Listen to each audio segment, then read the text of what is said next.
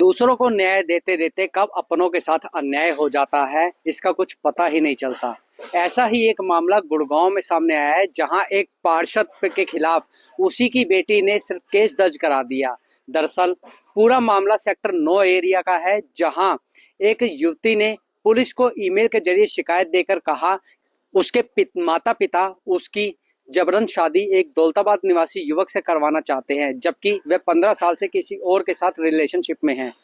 इस बारे में उसके माता पिता को भी पता है, लेकिन वह नहीं चाहते कि उसकी शादी उसके प्रेमी के साथ हो। ऐसे में पुलिस ने शिकायत के आधार पर दर्ज कर लिया है।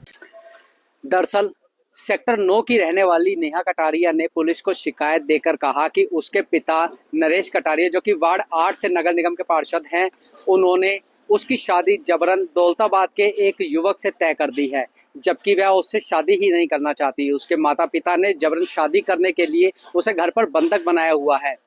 इस बारे में उसने अपने प्रेमी से भी बात की, लेकिन जब कोई सोल्यूशन नहीं निकला तो उसने पुलिस को एक ईमेल के जरिए शिकायत भेजी। शिकायत में उसने कहा कि वह 15 साल से अभिषेक नामक एक युवक से प्यार करती है और उसी से ही शादी करना चाहती है। ऐसे में उसके माता पिता उसका साथ नहीं दे रहे हैं और उसकी शादी जबरन दौलताबाद के एक युवक से करवाना चाहते हैं और 4 दिसंबर यानी कि आज उसकी शादी है। पुलिस को जब यह ईमेल मिली तो पुलिस के आला अधिकारी मौके पे पहुंचे और युवती को रेस्क्यू करके शेल्टर होम भेज दिया। युवती ने कहा कि उसको अपने माता पिता से खतरा है। पुलिस ने शिकायत के आधार पर पार्षद नरेश कटारिया और उनकी पत्नी राजबाला के खिलाफ भारतीय न्याय संहिता की विभिन्न धाराओं के तहत केस दर्ज कर लिया है। इस पूरे मामले में गुड़गांव पुलिस को एक इन्फॉर्मेशन मिली थी कि सेक्टर 9 के एरिया में एक युवती को घर में जबरदस्ती रखा गया है। पुलिस के द्वारा जाकर के घर से युवती को रेस्क्यू किया गया था। लेटर ऑन उसके द्वारा कंप्लेंट फाइल की गई है और उन्होंने अपने कंप्लेंट में बताया है कि उसके पेरेंट्स के द्वारा, बेसिकली उसके मदर और फादर के द्वारा जबरदस्ती उसकी शादी की जा रही थी, जो कि वो नहीं करना चाह रही थी और इसीलिए उसको घर में जबरदस्ती रखा गया था।